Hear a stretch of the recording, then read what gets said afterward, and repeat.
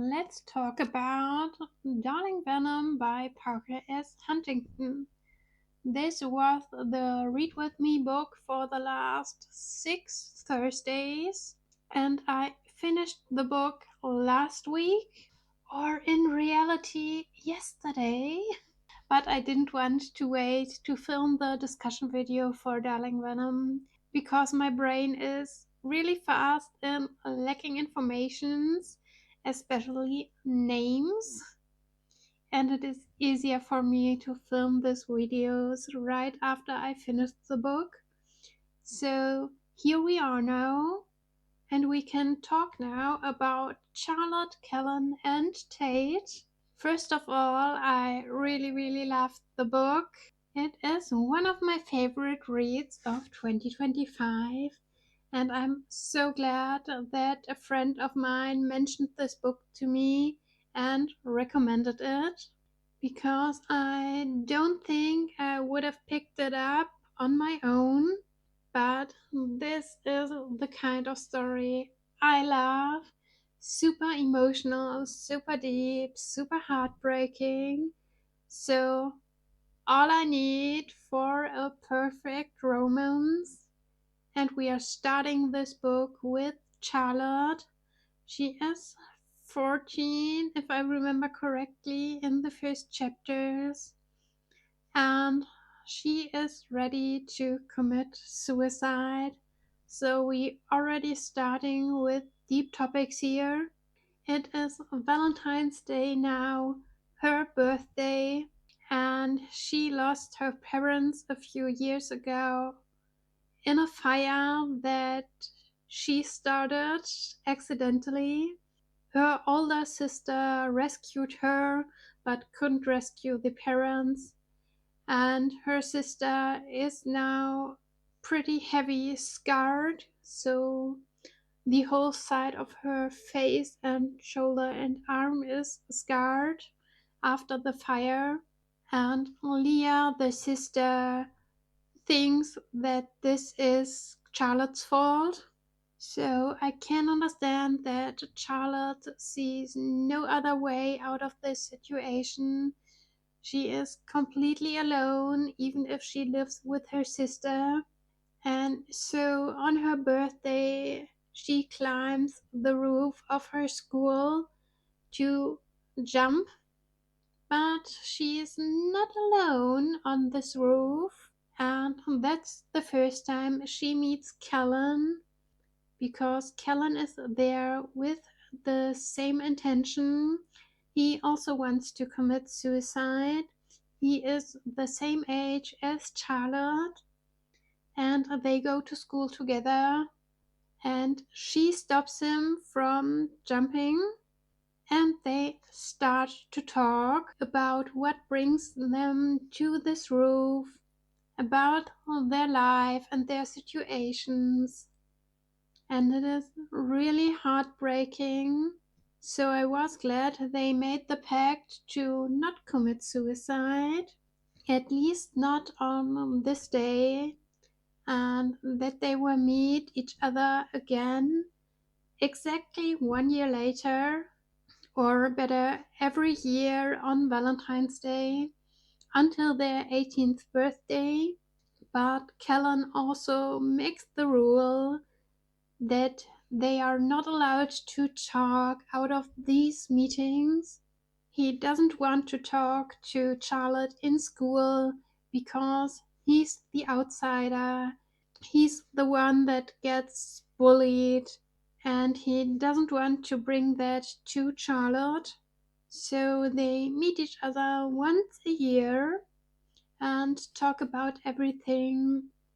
And while Charlotte is getting better and doesn't want to commit suicide anymore, Callum doesn't get better. He still wants to commit suicide. And 1 year he does on her 18th birthday, which was really sad and devastating. It broke my heart. Yes, we've all seen this coming, but that doesn't make it any easier.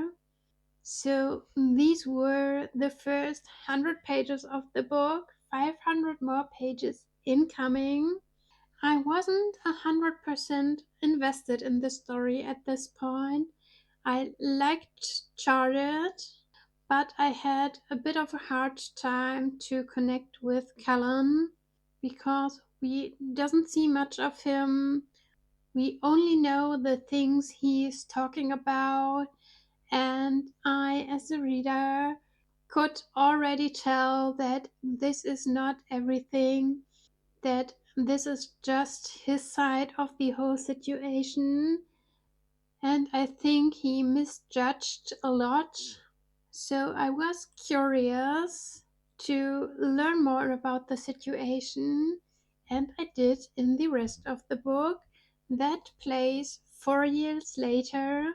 Charlotte is now working in a literary agency, and now 4 years after Kellen committed suicide, she meets Tate the first time, Kellen's older brother, and the person that was there and took care of Kellen, the person that tried to rescue Kellen, that sent him to therapy, that watched the meeting with their dad.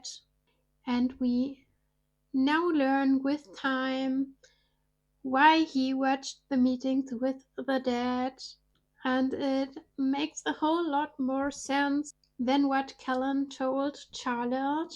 So we are now starting a pretty complicated age gap romance and forbidden romance because Tate is, I think, 10 years older than Charlotte.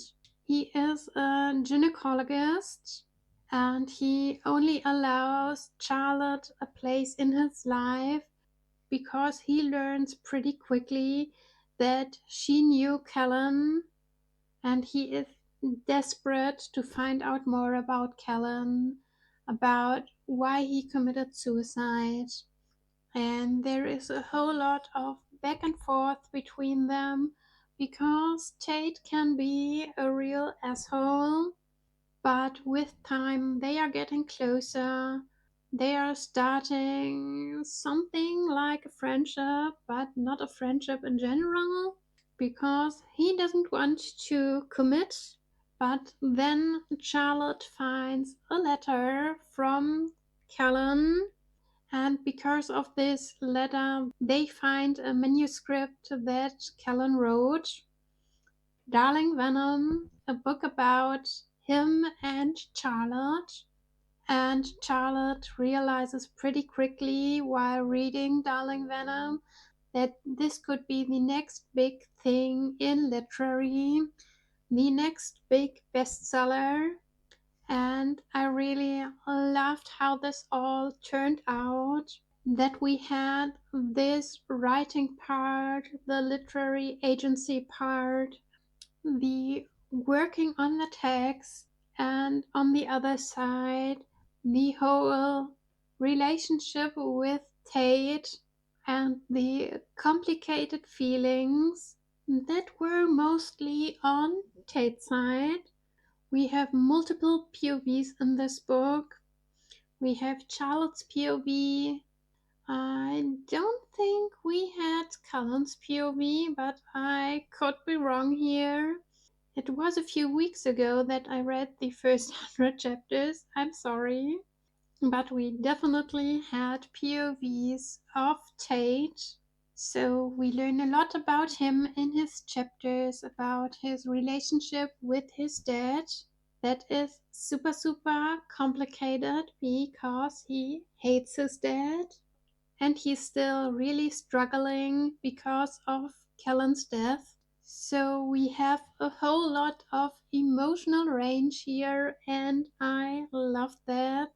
I'm here for these kind of books because these books are the ones that touches my heart and that let me feel a lot. So I can only recommend this book if you love devastating and emotionally deep love stories. This is it. The only scene that made me cringe so much was the scene where Charlotte had an appointment at the gynecologist, and of course with Tate, and the scene with her on this chair was so long and so cringe.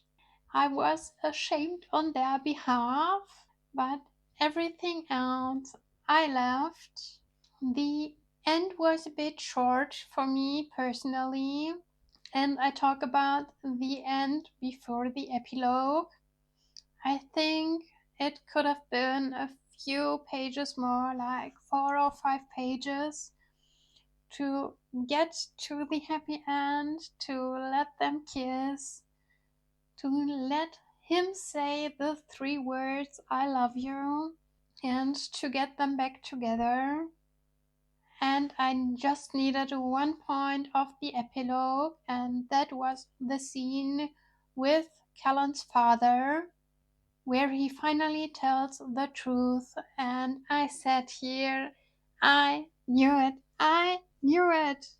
It made sense and rounded the story up perfectly. But I don't need the whole marriage and baby part.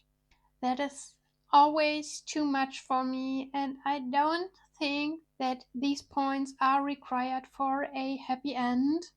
So completely unnecessary for me.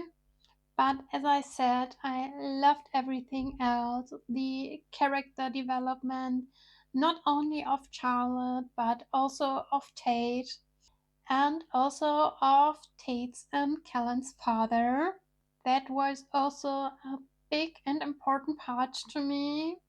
I loved that the love of books was such a big part in Charlotte's chapters. And I also loved that Tate was the complete opposite, that he doesn't read, that he doesn't want to have anything to do with Callan's book until he finally reads it. And we get some glimpses of the manuscript that touched my heart. And in the end, they all get the love that they deserved.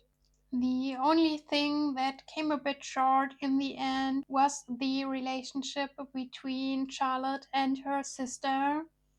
They could have get a little bit more room in the story, but all in all, I loved the book, even with these flaws.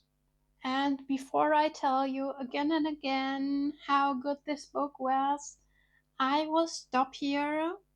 Please feel free to discuss Darling Venom with me in the comments. I would love to talk about it. And before I end this video, I will tell you which book we are starting next week, and that is An Education in Malice by S.T. Gibson. We will read this book in 3 parts, so over 3 weeks, plus a discussion week.